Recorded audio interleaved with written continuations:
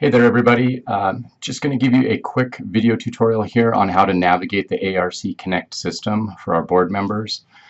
This could be used in an orientation process in the future. So I've already logged into AARC Connect here. You can see the home page. I've already signed in. You can see that I'm signed in up here at the top right. Shows that I'm here. I can log out or I can log in. If you've not done that, go ahead and log in now. Okay, so once you've logged in, you've got this bar up here that kind of shows you where everything is at. Now, what you're going to need to do is make sure that you find the MSRC board web page or community page. And so I'm going to click on communities and scroll all the way to the bottom to where it says My Communities.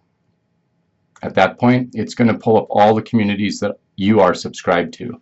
So you can see here I'm subscribed to the AARC, House of Delegates stuff, Education Specialty section, the helpline, House of Delegates, and so on.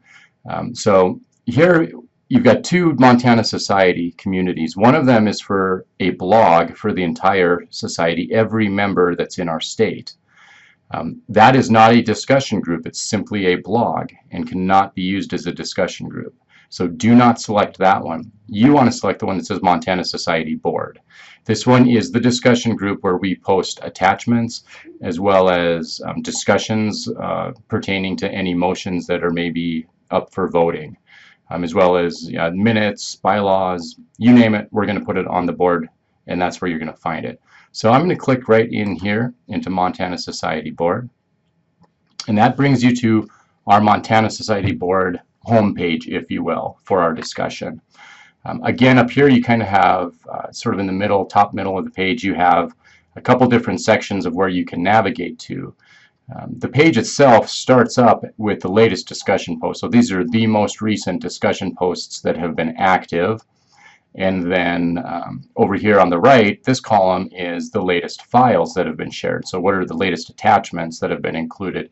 You can see here, today's February 3rd, 2016, and so we just finished up our January conference meeting last week, and so there's information regarding that as well as the minutes that have been posted. So if it's something recent, if it's on this page, I can click right into it and go there and see it. So if I want to look for the minutes to review those, I can just simply click on January minutes and it's going to take me there. If I click on discussion, it's going to take me to the discussions page where this is all of our discussions, and you can see there's quite a few of them here. But here it tells you what the subject is, and then also tells you how many replies and when the last person and who the last person was to post. And so if you're looking for something from maybe last year or maybe a couple months ago, or it's like, okay, I need to look up the bylaw information. Well, where can I find the latest information on the bylaws? I'll just scroll down here and I'll see, okay, I don't really see anything, but then I see a post here for the bylaws committee. And so if I click on that bylaws committee, it's going to take me to that post where we had our discussion, the most recent discussion with the bylaws committee about our current bylaws that just actually got passed by the membership and sent to the AARC for approval. So I'm just going to click back to the discussions homepage. And so you see here, if I want to go in and look at the minutes, I'll click January minutes, scroll down, and I can see, okay, here I posted the motion to approve the minutes as stated, and I linked them as an attachment. Now if I click on that attachment, you can see down here in the bottom left-hand corner of my browser, it started to attach or download that file. So if I click on it, I can open that file, and it pulls open Microsoft Word. Here's those minutes. Okay, so those are all there. I can review this, and then I can make any notes that I want to, and then I can also post then to the discussion post whatever my comments might be if I happen to have any. From there, I could also save that file in the normal process that you would. So let's say I want to reply in here. So there's a second down here, and let's say I wanted to actually discuss this item, say there was a change that I needed to make. I'd click on reply to discussion. You can see that I'm still in the same discussion group. I would type in my response here, and then if I had an attachment, I would click the attachment and add it. If I just needed to send it to the group, I'd hit send, and it would send to that discussion post. Okay, I'm going to cancel out of this because I actually don't want to post that today. So hopefully that gives you a pretty good idea of where the majority of our stuff is at. A few other tabs that you'll need to see is this library tab. The library tab simply takes you to only the files that were attached. It does not take you to the actual discussions of those attachments where they were originally posted. So if we look, here's that same file, January minutes, but there's no discussion surrounding it. All it is the attachment itself, which I can then download. And you'll find all of the attachments listed here. And there's several pages of attachments going back as far as we want to go. The other thing you can do is this here. We're right now in list view, but if I want to go to a folder view, which looks more like a file browser on your computer, I can click that folder view button, and it's going to take me to the folders. Now over here, this is much cleaner than that, and so here, instead of searching through endless files, we can simply click on, well, do I want files that are categorized as board documents, or do I want to look for something that's actually being done in committee? So depending on what folder I click on, it's going to give me those files.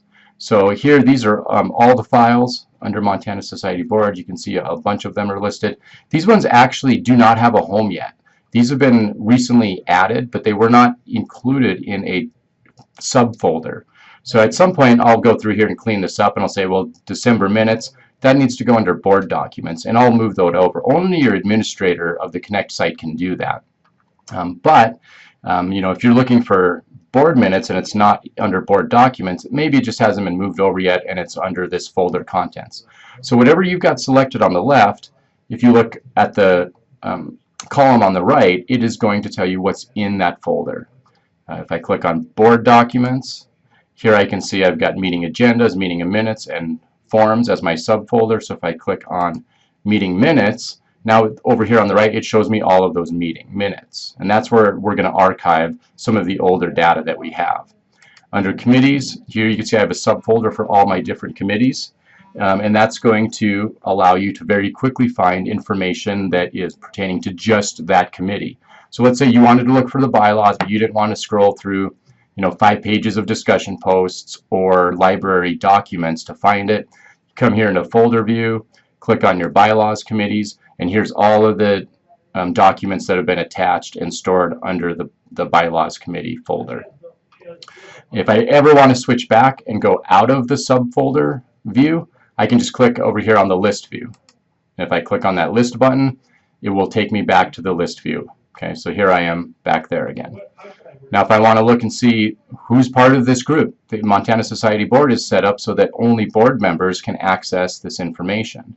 So I can click on members and I can see who's actually in this group. And here I see everybody that's listed being inside the group here.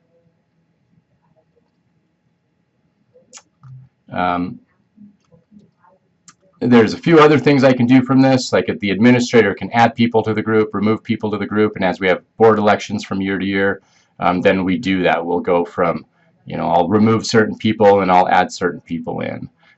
Depending on if they're committee members and they're really active but they're not on the board, we might include them on the board anyway because they're just so active, they're so helpful to us that we're going to keep them within the system. Okay, so at that point, that's basically all you need to know for the finding files in our discussion board. I hope you enjoyed that video. Hope that makes sense for you. If you still need further direction on sort of navigating through AARC Connect, just go ahead and give me an email or a quick call and we'll talk your way through it. Thanks.